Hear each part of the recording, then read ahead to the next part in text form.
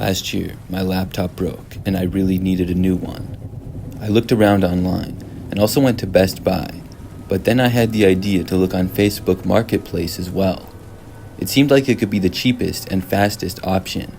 I didn't need it to be brand new, and I also didn't want to wait for the shipping time of buying a used one online.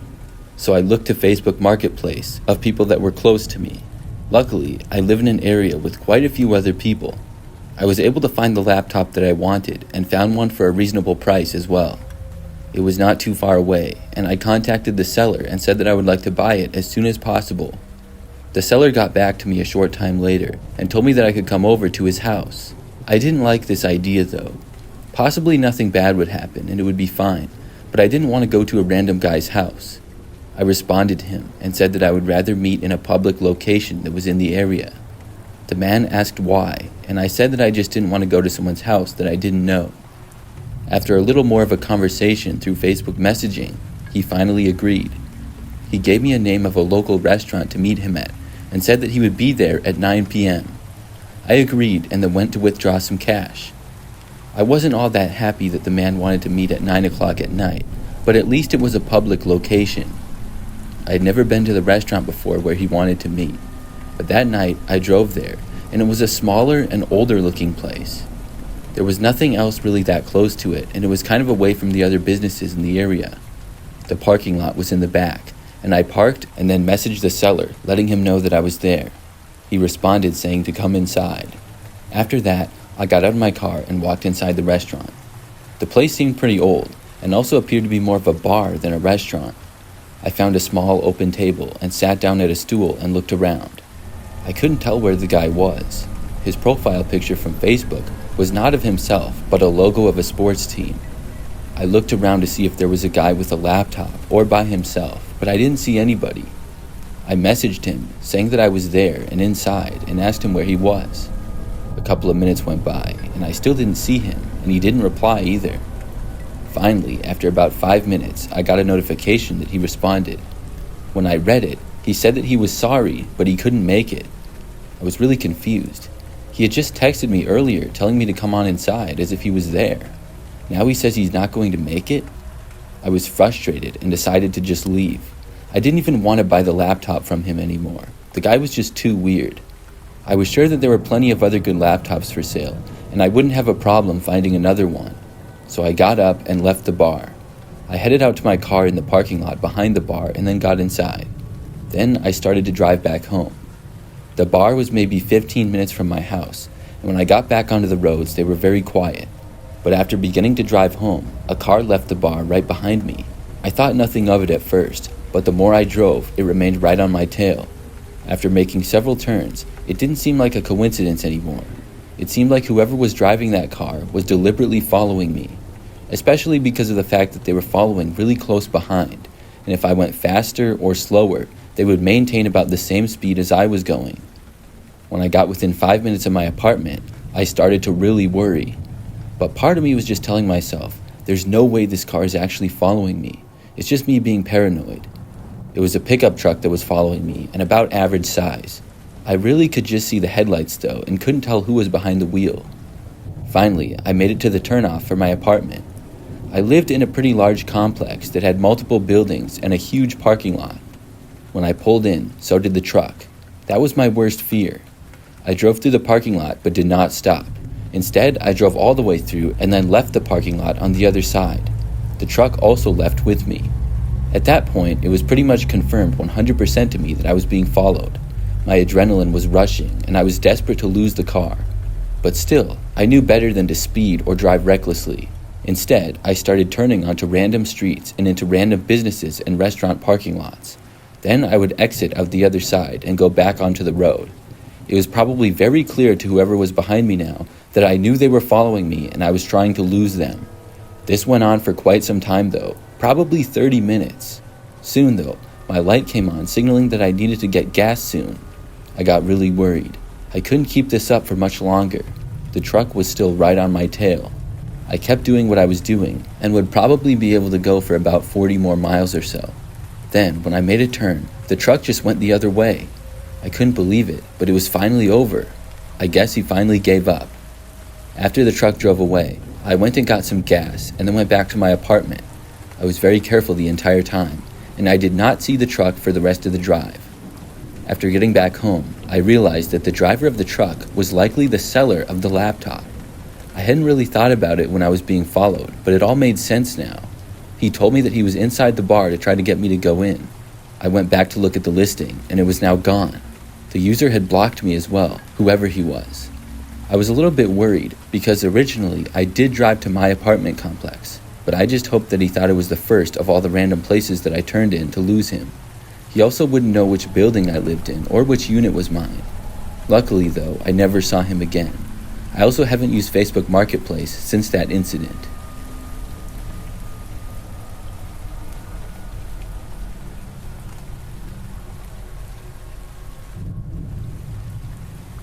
This was something that happened several years ago now. I was in college, going into my junior year. Up until that point, I lived in the dorms, which was required for underclassmen in my university. For my junior year, I was moving into an off-campus house. I was very excited and would be living with 3 other girls who I was good friends with. The house was a lot of space. It had 4 bedrooms and a bathroom upstairs, and a kitchen, living room, and bathroom on the main floor. It also had a basement. None of us really had any furniture, so I went on Facebook Marketplace to find some. I knew that you could usually get free furniture on there, or furniture for really cheap. I didn't care if it was used or not the best quality, because we would likely only be using it for 2 years. After looking around on Facebook Marketplace for a while, I found some good options. One that I really liked was a couch that was free and just on the other side of town. The ad said that it was like new and free because the owner had gotten a new couch. The pictures were good quality and there appeared to be nothing wrong with it at all. Now, this was early in the summer, right after we got the house, and it had no furniture in it at all. I was the only one of the roommates who was there at the time, and I decided that I would get this couch for free for us. The location where the couch was just over 5 minutes away. I asked the owner if it was available, and a man named Ryan responded and said that it was. Based on his profile picture, he appeared to be in his 40s or 50s and looked like an average guy for the most part. I arranged to come and pick it up that night at 7 p.m. I got lucky and was able to borrow a pickup truck from a friend at college so that I could get the couch. It never would have fit inside of my car. So when the time came, I drove to the address. When I got there, it seemed to be in a pretty average neighborhood for being near a college campus. The houses were all old-looking and fairly small.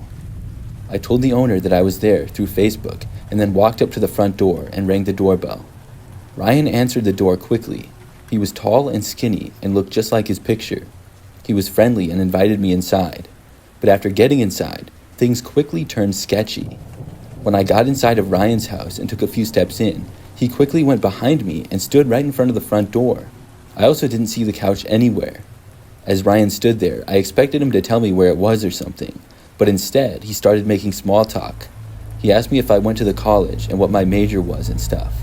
At first, it just seemed friendly, but then he asked me where I lived, if I lived alone, and if I was single. Things like that, and after several minutes of this conversation, I brought up the couch. I thought he was being kind of weird. I asked him where it was, and he told me that it was just down in his basement. This disappointed me. The pictures online did not appear as though they were taken in the basement. I specifically remembered seeing natural sunlight, and it looked like it was in the living room, not an underground basement. And if he knew he was getting rid of it, why wouldn't he bring it upstairs? Ryan then said that he would have brought the couch upstairs, but he couldn't lift it by himself. I guess that made sense, as he was a pretty skinny dude. But the couch was not one of those huge ones. It was sort of on the smaller side for couches. He stayed standing right in front of the front door, almost like he was blocking it. He then pointed to the basement door, which was maybe 10 feet from where he was standing. I walked over to it, and then he said, "You can lead the way." I opened up the basement door and looked down the stairs. Suddenly, my sketchy feeling from him that I had got a lot worse. From where I was standing at the top of the stairs, the basement looked really dark and unfinished. The stairs were very old-looking, and the floors were just concrete. I saw a light switch and turned it on, but nothing happened. Ryan now moved and was standing right behind me. He said, "Oh yeah, the light bulb's burnt out." I really didn't want to go down there. I quickly thought of a reason to get out of there and away from him. Ryan said, "Go ahead," after I had been just standing at the top of the stairs for a few seconds. I then said to him, "Actually, I really have to use the restroom." I turned around and said that I had better go. Ryan didn't move and told me that there was a bathroom I could use in the basement. I said that I would much rather use one upstairs. Then he told me that he had another one on that level that I could use. I wanted to just leave, but I panicked and said okay. He said that it was right down the hall and pointed in the direction of it. As he did this, he moved back to right in front of the front door like he had been before. I walked in the direction of the hallway as he stayed where he was. I found the bathroom and went inside of it. I was panicking and didn't know what to do. I started to call one of my friends who was on campus when I heard Ryan walking closer. It was very quiet, but I heard the floor creak a little ways away. I did not hear footsteps, but I could just tell that he was walking closer. Everything was completely silent in the house, other than the light sounds of creaking on the floor. I tried not to make any noise. It seemed as though Ryan was very slowly and quietly walking closer to me. I had locked the bathroom door, but I didn't know what he was doing. Soon, I could tell that Ryan was right outside of the bathroom door on the other side. I texted my friend as quietly as I could about what was going on. Then, I very quietly ducked down and looked on the floor. Underneath the small gap at the bottom of the door, I saw Ryan's shoes. He was standing right there on the other side. I carefully walked towards the back of the bathroom without making a sound. Then, I flushed the toilet. When I did, I heard Ryan walking away. He was moving back to the front end of the house. I pretended to run the sink. Then I turned it off and left the bathroom. Ryan was back standing by the front door, but from this hallway, I couldn't see him, and he couldn't see me. I looked to the other side of the hallway. There was what appeared to be a back door to the house that led outside. Instead of walking back to the living room where Ryan was, I went to the back door. Then I opened it and went outside. As soon as I made it out, I sprinted around the house and for the street where my car was parked. I didn't stop to look and made it inside the truck and then drove off. When I did, I looked to the house and didn't see Ryan at all. I made it back to my house safely and felt lucky to have gotten out of there. When I went back on Facebook, Ryan had blocked me and I couldn't find the listing. Looking back, I don't know what Ryan's intentions were, but he was really sketchy and creepy.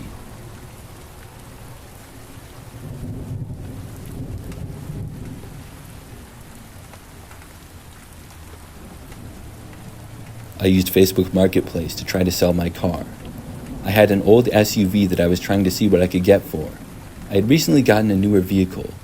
I knew that my SUV wasn't worth all that much and was just asking $3,000 for it. It ran fine, but had a lot of miles and was older. I took some pictures and then listed it on Facebook Marketplace. Within days, I had some interest in the car. The very first person to contact me about it was a woman named Annie. She told me that she was very interested and would like to come over and take a look at the car. I told her that she could come by any time the next day because I didn't have anything going on. She suggested 8 p.m. and I agreed to it. So the next night, I got the car out of the garage and onto the driveway. Now, I live in a very quiet neighborhood with a little bit more space. My driveway is pretty long, so I put the SUV I was selling about halfway down. At 8 o'clock, a van pulled up in front of the bushes at the end of my front yard. I figured this had to be Annie. Sure enough, a woman got out that resembled the profile picture. She had blonde hair that was decently long and was wearing a black coat. She walked up to me by the car and we shook hands. Then she began looking at the vehicle. After about 5 minutes, she asked if we could go for a test drive, and I agreed. She got in the driver's seat and I got in the passenger's. Then she backed out of the driveway, and I suggested that we should just drive around the neighborhood a little bit. The roads around there were usually very quiet and pretty easy to drive on. So we left and drove around my neighborhood for a little while. The test drive went as expected. Annie asked several basic questions about the car and seemed to be genuinely interested in it. I answered her questions, and I really thought that I might be able to sell the car to her. She drove the car pretty well, and after about 15 minutes, we headed back to my house. When we got there, she pulled back into the driveway and parked the car where it had been. After we got out of the car, she gave the keys back to me and said that she would have to think about it. I understood. I was a little bit disappointed, but buying a car is a big decision, so I really wasn't that let down or anything. I told her to let me know if she wanted it, and then we shook hands again and said bye to each other. Then I went back inside of my house as Annie drove away. After getting back inside of my house, though, almost instantly I heard something. Now, I live alone and don't have any pets, so I didn't know what on earth the noise could have been. Then I heard footsteps coming from inside. They were in the other room, as I was just inside of the living room. It sounded like it was coming from possibly the kitchen, and there was no doubt that somebody else was in my house with me. I called out, asking if anybody was there. Things were just silent. I yelled loudly, asking if anybody was inside my house, and said that I was calling the police if they were. After yelling that, I backed away towards my front door. I could leave the house if somebody was in here and came after me. My heart was racing, and I didn't really know what to do, because clearly somebody else was inside. Then I heard the back door to my house that goes to the patio open up. This was still out of my view, so I couldn't see anything. The door then shut, and I stayed where I was. I wasn't 100% sure that whoever was in the house had actually left. Probably 10 seconds later, as I still stood in the living room by the front door to my house, I heard a noise coming from outside and behind me. It was coming from the driveway, and I looked and saw a man sprinting down my driveway. He was running so fast, plus the sun had just set, so I couldn't get a good description of him. The only thing I could really tell was that he was a grown man in dark clothing. After he sprinted to the end of the driveway, my jaw dropped. I watched him quickly jump into the back seat of a car that had just come to a stop on the side of the road in front of my house. The car was the same van that Annie had been driving. After he got inside, the van violently screeched away. It was only then that I looked around my entire house to make sure that nobody else was there. They were gone, but I had several things stolen from me. Some cash from my bedroom, a watch, my old iPhone that I didn't use anymore, and a couple of other small things. I called the police, and they came out a short time later. I told them everything, but unfortunately, I didn't get the license plate to the van. Annie, if that was even her name, blocked me on Facebook, but I gave what I could to the police. The way the intruder got in the house was my own fault. I had left my garage door open when I was gone, and the door to the house from the garage was unlocked. I felt really stupid for that. But my neighborhood is always very quiet, and my garage is so far back in the driveway, I never felt in danger if it was open. I guess the guy was in Annie's van, and when we left for the test drive, he got out and just walked right in. I learned not to invite anybody that I didn't know to my house after this. From that point forward, when I tried selling my car, I had them meet me at a local business or something. If you use any websites like Facebook Marketplace or Craigslist, I would advise you to learn from my mistake and meet in a public location if you have to meet at all.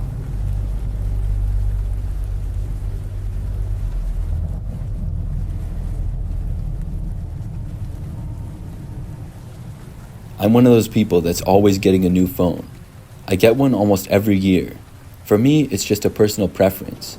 A lot of times, I trade in my old phone for a new one, but that's not always the case. I happened to just buy a new iPhone a while back, but I still had my old one, so I decided to sell it on Facebook Marketplace. The phone was still pretty new, and I figured that somebody would want it. I listed it for a reasonable price, and within a day, someone had made me an offer. I sold it to them, and after receiving payment, I shipped it to the buyer, which was a man named Elliot. Now, everything seems normal, and it was. He got the phone, and I thought that was the end of that. But maybe like a week later, I got a friend request on Facebook from Elliot, the buyer of the phone. I didn't know him at all, other than that he bought my phone. I clicked on his profile, and I knew that he lived in the same state, in a city that was like an hour or two away. When I clicked on his profile, though, there wasn't all that much information because we weren't friends. I thought that it was kind of weird, though, so I declined his request. The next day, he sent me a message. He asked me why I declined his request and said that he really wanted to be friends with me. I told him, "I just sold you the phone. I don't know you at all other than that. Please don't take it personally. I just don't know you." He kept sending me messages, though. He called me some things that I will not repeat here, and he seemed pretty angry. At that point, I blocked him. It was really strange to say the least, but I thought that was the end of it. Now, Elliot did not contact me through Facebook or any other social media for that matter after that. What he did was much worse. The next night, a few hours after I had gotten home from work, there was a knock on the front door. I walked over to the front of my house and looked out the window to see what looked like Elliot standing there. I couldn't believe that he was actually at my house. I never would have guessed that he would have done that. When I saw this, I jumped back and walked away from the door. He knocked again. There was no way that I was answering the door. This guy had to be insane. I heard him yell that he knew I was home from the other side of the door. I'm not sure how he knew that. Maybe he heard me walking when I went by the door. I didn't think that he saw me when I looked out of the window. Still, I wasn't going to answer it. Instead, I called the police. I told them that a man who I had met on Facebook showed up at my house unannounced and uninvited and would not leave. I was told that somebody would be there shortly, and the police got there much faster than I expected. Elliot basically stayed on my front step. He didn't try to force entry, but he sure wasn't leaving.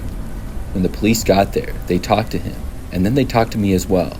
Eventually, they got Elliot to leave and told him that if he came back, he would be arrested. He agreed not to come back, and luckily, he kept his word. I haven't seen him or been contacted by him since then. I still can't believe that he did that, though.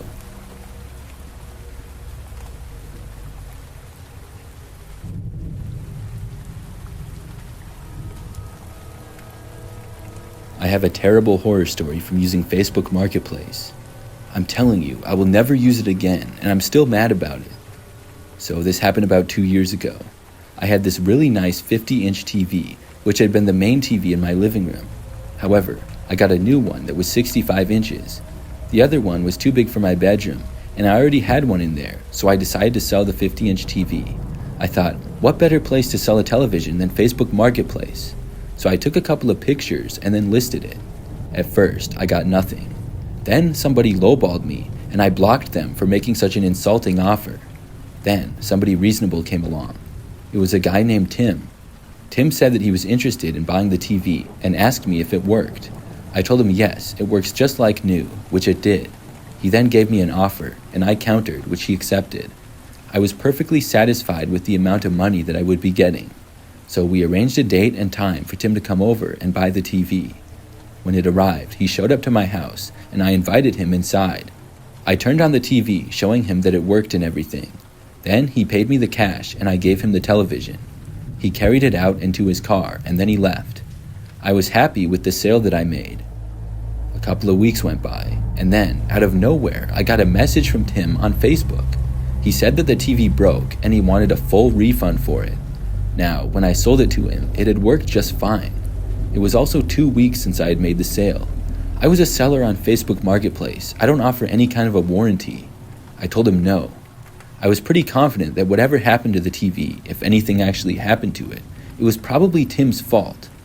Out of curiosity, I asked him what exactly happened to the TV. Tim claimed that he had no clue and said that it was just broke. He also said that I must have done something to it. He then claimed that he could sue me. I asked to see a picture. Tim sent me a picture of the TV, which had clearly been smashed. It looked like somebody had punched the screen. I asked him if he had punched it, which made him really angry. He asked me if I was going to give him a refund or not. I told him no. I told him that it's been weeks and I'm not required to offer any kind of a warranty. I reminded him how I showed him the TV worked fine just before he bought it. Tim then cursed me out and I blocked him. I couldn't believe he expected me to give him a refund. That very same night, he showed up at my house. Obviously, he knew my address from before, and he banged on my door after getting there. I did not open it for him, and I yelled for him to go away. He shouted back that he was not leaving without his money. He said that he brought the TV with him, and he wanted to return it. I looked out the window, and I saw that he did in fact have the TV with him. I said that he couldn't, and that was that. Tim still wasn't leaving, so I threatened to call the police. Finally, that seemed to get him to go away. But as he was leaving, I watched him walk over to my car in the driveway and throw the TV at my windshield. He then walked away, leaving the TV on the driveway.